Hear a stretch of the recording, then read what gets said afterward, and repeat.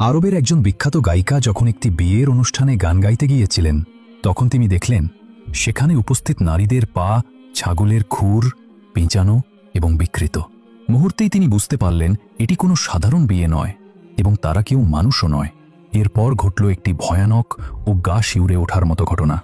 সেই রাতে তার সঙ্গে ঠিক কী ঘটেছিল, যে ঘটনা পরে সারা বিশ্বে ছড়িয়ে পড়েছিল, এটি ছিল এক সত্য ঘটনা। তাহলে থাকুন এই ভিডিওর শেষ পর্যন্ত। কুয়েতের এক নারী, নাম নোরা। 1997 সালের কথা। সেই সময় নোরা ছিল দেশের অন্যতম জনপ্রিয় এবং চাহিদাসম্পন্ন ওয়েডিং সিঙ্গার। তার কণ্ঠ ছিল মধুর মতো মিষ্টি, প্রশান্তিময় এবং শক্তিশালী। কনেরা স্বপ্ন দেখত তাদের বিয়েতে নোরার গান শোনার, দেশের সবচেয়ে ধনী পরিবারগুলোর অনুষ্ঠানে। এমনকি দেশের বাইরেও তার ডাক আসত। খ্যাতি তাকে এনে দিয়েছিল অঢেল সম্পদ, আরাম আর মানুষের ভালোবাসা। কিন্তু একটি পারফরমেন্স তার জীবনকে চিরতরে বদলে দেয়। সেটি ছিল তাদের ছুটির সপ্তাহ। নোরা এবং তার ৬ জন প্রতিভাবান নারী মিউজিশিয়ানের ব্যান্ডের জন্য এটি ছিল বহু প্রতীক্ষিত একটি বিরতি।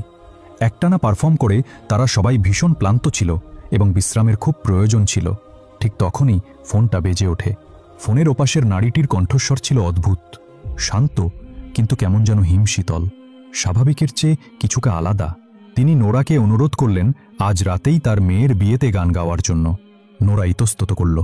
সে বিনীতভাবে বলল, এটি আমাদের একমাত্র ছুটির সপ্তাহ। কিন্তু ওই নারী তাকে মাঝপথে থামিয়ে দিয়ে বললেন, তুমি যা চাইবে আমি তার দ্বিগুণ দেব। অফার করা টাকার অঙ্কটা ছিল অকল্পনীয়। নোরা ক্ষণিকের জন্য থমকে গেল। এত বড় অঙ্কের টাকা ফেরানো কঠিন ছিল। সে রাজি হয়ে গেল। দ্রুত সে তার ব্যান্ডের মেয়েদের ফোন করল। শুরুতে তারা রাজি ছিল না, প্রচণ্ড কাজের চাপে তারা ক্লান্ত ছিল। কিন্তু যখন তারা পেমেন্টের কথা শুনল, তাদের মতো বদলে গেল। বিশ্রাম পরে নেওয়া যাবে। তারা তাদের বাদ্যযন্ত্র গুছিয়ে গাড়িতে উঠল এবং রাতের আঁধারে বেরিয়ে পড়ল। গাড়িতে যাওয়ার সময় নোরার মনের ভেতর এক অজানা শঙ্কা দানা বাঁধতে শুরু করল। একটা অস্বস্তি, সন্দেহের এক চাপা ফিসফিসানি। কিন্তু সে কিছুই বলল না। মনের এই অনুভূতিকে উপেক্ষা করল। তাদের দেওয়া ঠিকানাটি খুঁজে পাওয়া ছিল বেশ কঠিন। জায়গাটি ছিল একদম নির্জন, যেন লোকচক্ষুর আড়ালে লুকিয়ে থাকতে চায়। অনেক খোঁজাখুঁজির পর অবশেষে তারা সেখানে পৌঁছালো। সামনে তারা যা দেখল তা ছিল এক বিশাল ও জাঁকজমকপূর্ণ ভিলা। আলোয় ঝলমল করছে পুরো বাড়ি। ভেতরে মানুষের ভিড়, বাইরে অনেক গাড়ি পার্ক করা।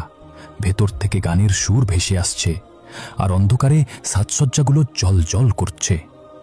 যে নারী নোরাকে ফোন করেছিলেন তিনি দরজায় এসে তাদের স্বাগত জানালেন। নোরা তার কণ্ঠস্বর শুনেই চিনতে পারল। কিন্তু যখন ওই নারী স্বাগত জানাতে নোরার গালে চুমু